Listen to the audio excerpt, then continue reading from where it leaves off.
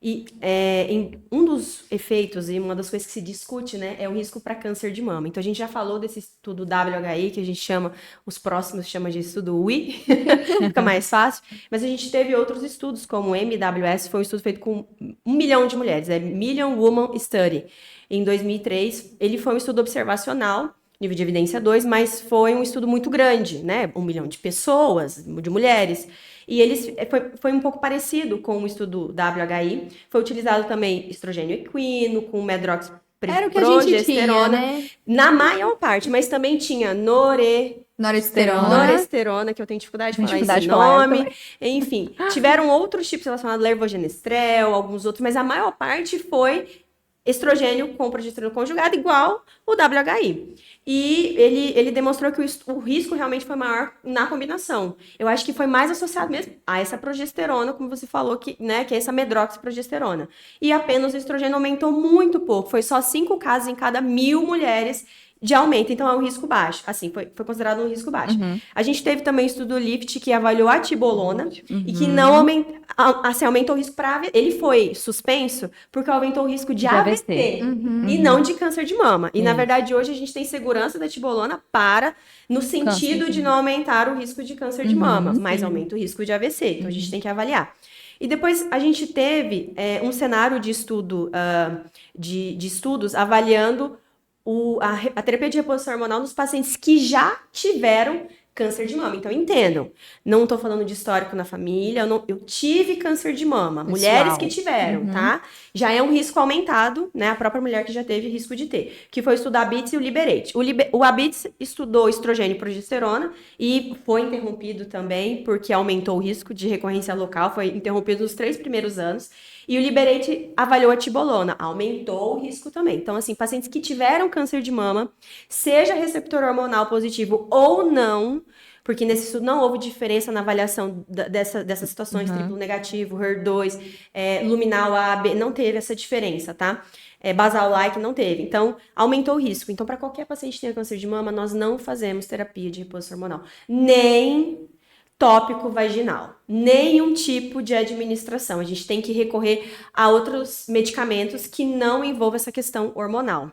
E em relação às pacientes que têm mutação, BRCA1, BRCA2, até mandei esse estudo para a Liege recentemente, foi o estudo PROSE, que avaliou nas pacientes que têm mutação BRCA1, BRCA2. Para quem não sabe, é a mutação genética, então uma alteração no seu gene desde lá da barriga da tua mãe, todos os genes do seu corpo são alterados, né? Tem esse gene alterar todas as células do corpo e ela aumenta o risco para câncer de mama e ovário, principalmente próstata nos homens. A gente chama de mutação mama-ovário, aumentando o risco ali de 40% até 80%, dependendo da mutação, dependendo do estudo também.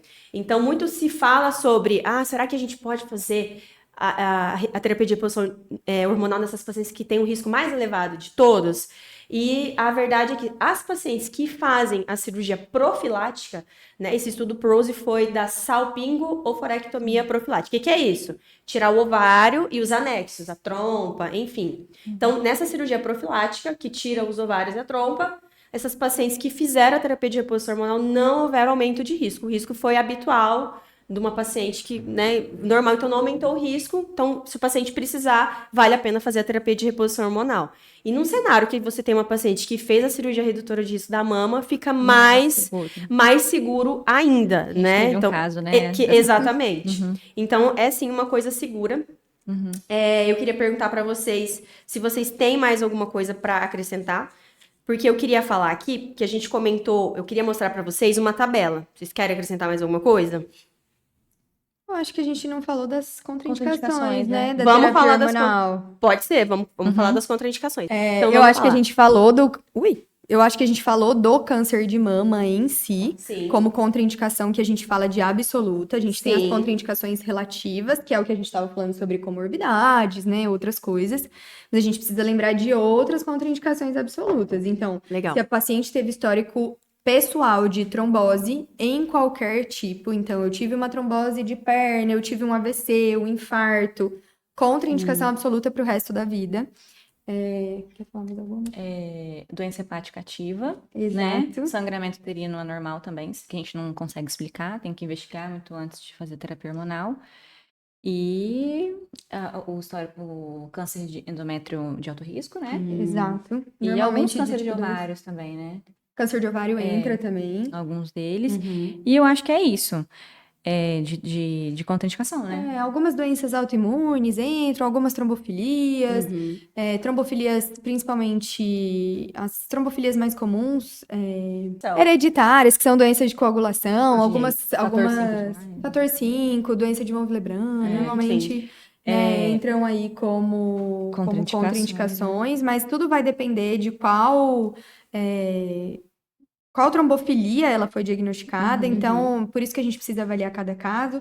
As doenças autoimunes, algumas inclusive melhoram com a terapia hormonal, então também vai depender da doença autoimune que aquela paciente tem. Algumas não tem nenhuma mudança em relação à Sim. terapia hormonal. Uma das mais comuns da mulher, principalmente na menopausa, é o Hashimoto. Ah, entendi. Então não tem nenhuma diferença usar ou não usar, Uhum. mas por isso que terapia hormonal é individual. Então, Sim, não dá pra precisa gente ser. falar um geral pra todo mundo Sim. ou uma contraindicação pra todo mundo, mas as absolutas são São essas. basicamente essas.